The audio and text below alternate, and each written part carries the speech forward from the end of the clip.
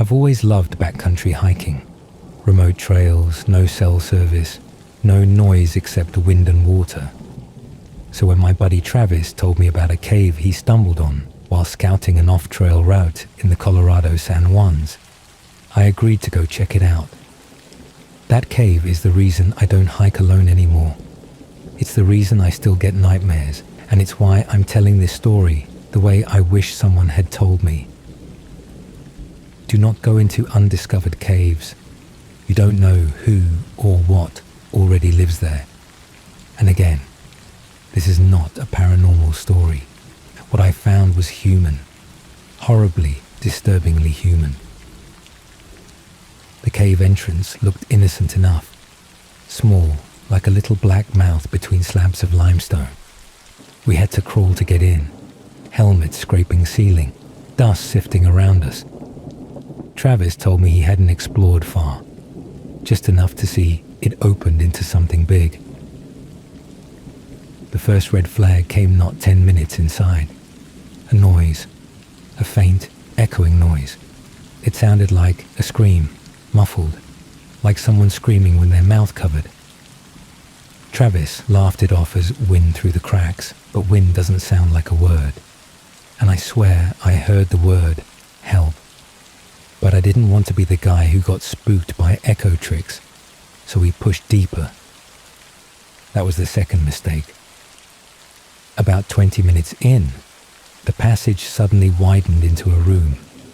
Our headlamps revealed a circular chamber, maybe 15 feet wide, with a ceiling that arched high enough we could finally stand. The floor was smooth dust, and there were marks in it. Footprints. Not ours. Old, but human-sized. Barefoot. Right away my stomach turned. There were also drag marks, like something heavy had been pulled across the ground toward a narrow corridor on the opposite side. Travis whispered, probably animals. I whispered back, animals don't walk on 2 feet. He went quiet. That was when I saw something poking out from behind a rock pile. A shoe. A woman's hiking shoe. Old, sun-faded, but definitely not from an animal. We should have left right then, but curiosity overrules survival sometimes. We followed the drag marks through the corridor. The tunnel tightened around us, forcing us to crouch again. I kept hearing things behind us, shuffling, tapping on rock. At one point, Travis grabbed my shoulder. Did you hear that? We both froze. There it was again, a whisper, very faint. Not words, just the rhythm of a whisper. A human breath pushing sound into darkness. The worst part, it wasn't coming from ahead of us. It was coming from behind. We whipped around with our headlamps.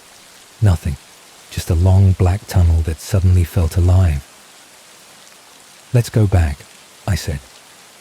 But going back wasn't an option anymore, because when we turned, the tunnel ahead of us wasn't empty. At the far end of our light's reach, someone stood hunched in the passage.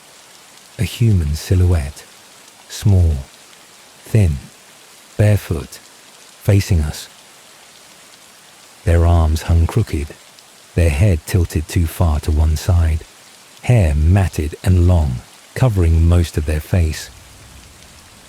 My brain refused to process it. Travis whispered, "Dude," but his voice cracked. I called out, "Hello, are you hurt? We can help you." The figure didn't move, just stared. Then it did something I'll never forget. It stepped backward into the darkness without turning around, like it knew the cave perfectly, like it lived there. We stood frozen another 10 seconds before Travis hissed, "We need to go," and we ran. Running inside a cave is a special kind of terror. Your light bounces so wildly, you lose orientation instantly. Shadows jump everywhere. Rocks snag your gear. Every noise sounds like something chasing you. We sprinted back toward the chamber. At least we thought we did. But caves don't care about your memory. We took one wrong turn. One. And the tunnel dead-ended into a tiny alcove. No room to turn around. We felt the air shift behind us. A breath. Close. I spun with my flashlight in shaking hands. Nothing. But the dust behind us was disturbed. Fresh footprints. Bare. Coming right up to us. Stopping 3 feet away. Then turning back around. Someone had walked right up to us while we were facing the other way and silently retreated. Travis started to panic hard, breathing too fast. "We're not alone, man. We're not alone." I grabbed him, forced him to slow his breathing, and we crawled back out into the main corridor, or what we hoped was the main corridor. Instead of the circular chamber, we stumbled into something worse. A wide space filled with piles of old clothing. Women's, men's, children's, all ages, all brands, all dirty, shredded or rotting.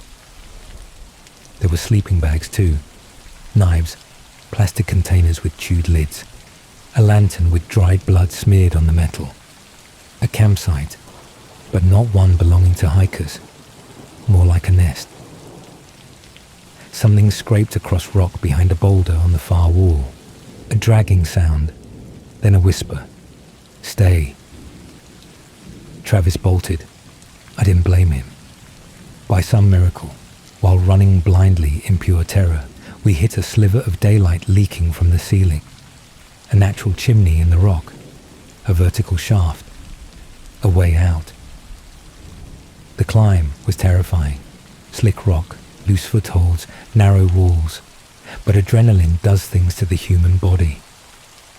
I shoved Travis up first, then clawed my way out behind him. We spilled onto a rocky hillside, gasping like we'd been underwater. The cave entrance was 20 yards downslope. A shadow flickered inside. Someone had followed us to the exit but didn't climb out, just stood in the darkness, watching the sunlight. We reported the cave to local authorities. A ranger I'd met a few times, Harrison, pulled us aside and said something I'll never forget. There are people who disappear into these mountains, not the missing ones you hear about. I mean the ones who choose to disappear. They find caves, mines, old cabins. They survive however they can. They avoid society, and they do not like being found. He said they would collapse the entrance to the cave, but when we returned with them, the interior was empty. The clothing piles were gone. The lantern was gone. The footprints were covered.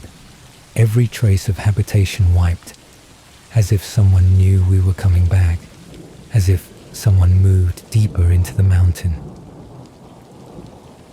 Even now, when I hike anywhere near that region, I get this feeling, like eyes are watching from inside cracks and shadows, like someone is waiting for the next curious hiker to enter the wrong cave.